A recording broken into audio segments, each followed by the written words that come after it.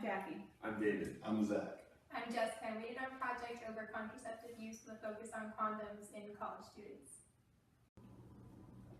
The goal of our study is to discover the rate at which Texas A&M students use and don't use contraceptives during sexual activity. Due to the fact that condoms are among the most highly used forms of contraceptives, our study focuses on the rate at which Texas A&M students use and don't use condoms. We also gathered data on other forms of contraceptives that students use to see if they were using these forms with condoms or not.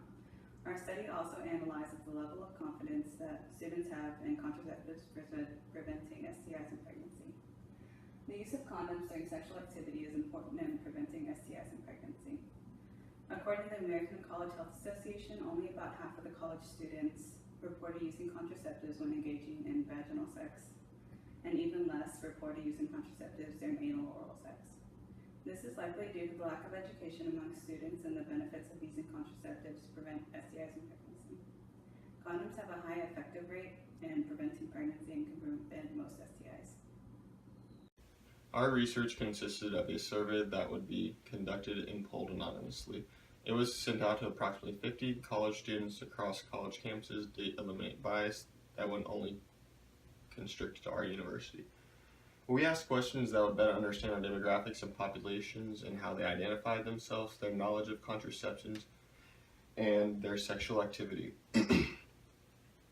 Our first question we asked was which gender they identify themselves with. We asked them that so we could help eliminate it into two or three categories, and go from there while we're classifying them in their contraceptive knowledge. Our second question we asked was their sexual activity. That would give people more first-hand experience in their knowledge of contraception because they would be using them if they're more sexually active or not. The next question we asked was to understand the population we were studying, to understand their sexual activity levels and the frequency they use contraceptives when having sex. That was to understand which part of the population performed safe sex practices. So one of the things in our survey was we asked students to list all the contraceptives that they used. So we listed the most common that we could think of, but we also had an option at the very bottom for the students to list any other that they might use that we may not have included or forgotten on this list.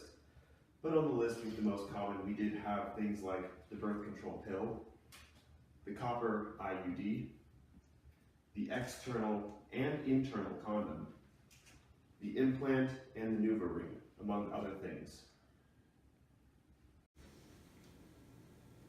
In the survey, we also asked them questions to gauge their importance of contraceptive use.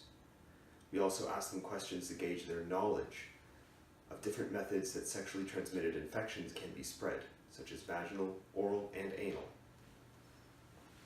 We also asked them questions to see if they knew how effective the methods of contraceptive we had listed were at stopping or preventing these sexually transmitted infections. Finally, we also asked them questions to see if they knew whether or not A&M offered contraceptives at a reduced or no cost. We also asked them questions to figure out if they believed that contraceptive use was an individual or mutual decision in a relationship. And finally, we asked them if they believed condoms were solely for males to use. These are the results from our first two survey questions. We had more females than males answered, which may have affected the validity of our results because it's not representative of the general population. In the second question, we found that nearly 2/3 of the student population are sexually active. From this survey question, we found that nearly half the students surveyed engage in healthy sexual behavior by using contraceptives. About 25% of the students reported using contraceptives inconsistently, ranging from some of the time to never. This may be due to a number of things, including money barriers, situations, and lack of knowledge of the benefits of using contraceptives. Some people have a hedonistic approach to sexual behavior in which they do what feels right in the moment. This may involve not using contraceptives because it's inconvenient or because they get lost in the activity that they're doing.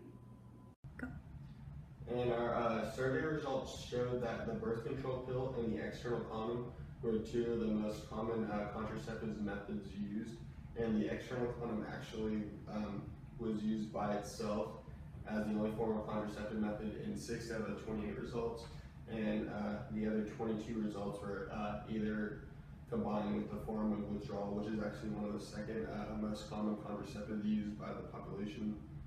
And then we have the abstinence, which about 15%, and then we have Plan B, which 1, spermicide, and IUD, all about 1%, or 2% of the population that will use contraceptive methods. In this question, we asked people how important they thought the use of contraceptives were while engaging in sexual activity. And we used a scale of 1 to 5, with 1 being the lowest and 5 being the highest. And we found that 87.5% of people think that contraception is important when engaging in sexual activity. So for this question, we asked, what are ways that someone can transmit or receive an STI? And what we're really trying to gauge is how people think their perceived threat is. And 93.8% of people acknowledge that oral, vaginal, and anal sex can lead to STIs if they don't do it safely. This information shows that students are recognizing that there's a link between the use of contraceptives and the way that STIs are spread. For this question, we asked if students thought that all forms of contraceptives prevented STIs. And we found that most students knew that some forms of contraceptives were effective in preventing the spread of STIs, but 4 of the 48 students that answered believed that no contraceptives were effective in preventing STIs, which shows inconsistencies in the level of knowledge and perceived effectiveness. And in this question, we asked if they were available on campus. And most students were not sure if Texas A&M offered any forms of contraceptives for free. This shows that maybe students are unaware that their school offers condoms at no charge to students, and if more students were aware that they were available, it may increase the rate at which they were used. For these questions, we began to ask more opinionated questions, and this was to learn individual attitudes towards contraceptives. Most of the students surveyed believe that contraceptive use in a relationship is a decision for both partners, and that no one person is responsible for, bringing the condoms or deciding what method to use. So after looking at the results, we can see that condoms are a very effective method of contraception. So if 2 partners decide that they would like to use contraceptives, they must discuss among themselves and figure out what will work best for them. And if they decide that condoms work best for them, then here's a little video to demonstrate how to properly use a condom. So the first step in using a condom is first actually discussing with the partner that y'all both are ready for sex, and to discuss that if y'all have any STIs or anything, that y'all are both willing to use protection. And the first step in using a condom is to observe, make sure there's no damages on the wrapper, and the expiration date is still good and it's not expired. And then you'll begin to first carefully open and remove the condom. You also want to make sure that the condom still has an airtight seal, and that when you're opening it, you're pushing the condom to the side, and you're not using any teeth or nails to open it to prevent damage to the condom itself. And then once you do that, you'll have the condom open, you'll place it on the head of the penis. Place the air, pinch the air out of the tip of the condom while it's on the head of the penis. And then you'll begin to unroll the condom all the way down. And you'll make sure it has a tight fit and it's not loose. And then after sex, but before you'll pull out, you'll pull the condom by the base. And then while you pull out, you'll hold it by the base to ensure it doesn't remain trapped inside. And then you'll carefully remove the condom and then place it in the trash and make sure nothing spills out. And some important notes to have are: make sure you only use 1 condom. Gosh, yeah, that is tough to take off. Make sure you only use 1 condom per sexual act, so 1 hole, 1 condom. Make sure it rolls all the way out before you place it on, and when you're disposing it, make sure you tie it so no contents leak out. Before doing this project, I was not aware of how many college students were sexually active on this campus. The level of education and understanding of sexual health plays an important role in a person's sexual behavior later on. As an occupational therapist, I want to work with kids and adolescents, and I feel that information gathered in surveys like these show the importance of sex education for young people. I want to be a resource for children and adolescents that have questions that they feel they can't ask their parents or teachers. To do this, it is important to have an understanding of general health questions and concepts in order to improve the health education of young people overall. Before researching, I thought most people who were sexually active would use condoms or the birth control pill, because even if people don't use them, they've at least heard of them and they think they should be safe while engaging in sexual activity. And this relates to my future profession, because as a nurse, patients are going to come to me and ask about how to prevent pregnancies and STIs, or people are going to say they didn't use a form of protection because they didn't think it would be effective, and they got an STI or they got pregnant, and I could help them how to deal with it in the future. And I need to be educated enough to be able to answer their questions and help them if they decide they don't want to use contraception. And I'll use the information we learned through research and through our survey to help my patients. After reflecting on the results of the group project, I was honestly surprised. I had assumed that most college students either didn't use contraceptives or just used condoms.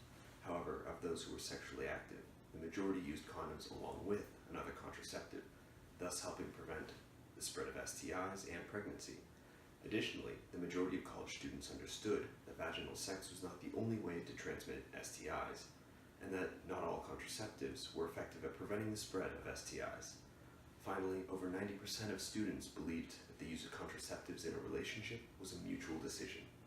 The one thing that did not surprise me was the fact that over 50% of students either did not know or thought that A&M did not offer contraceptives at a reduced rate. This is important to me because I intend to serve as a health professional in the United States Army, and the patients that I will be serving will be soldiers who will interact and live with each other on a daily basis, much like college students. This group project can help me in my future because I know that I can analyze data of either surveys or just looking at patient results to figure out where the majority of my patients need help, and I can use resources to address that and also pull away resources from issues that have already been resolved. That is why this project was beneficial to me and my future as a healthcare professional. Upon the conclusion of our research, I learned that a variety of college students' knowledge on contraception can vary depending on their race, ethnicity, major, and sexuality. By observing these results taken on our survey of the knowledge of contraceptives used specifically with condoms, I can better understand how demographics can impact contraceptive knowledge. This can help me as a future nurse because I can better inform my patients who may have encountered a sexual transmitted infection or may have encountered a partner who has one, can better protect, inform, and educate themselves and their peers around them.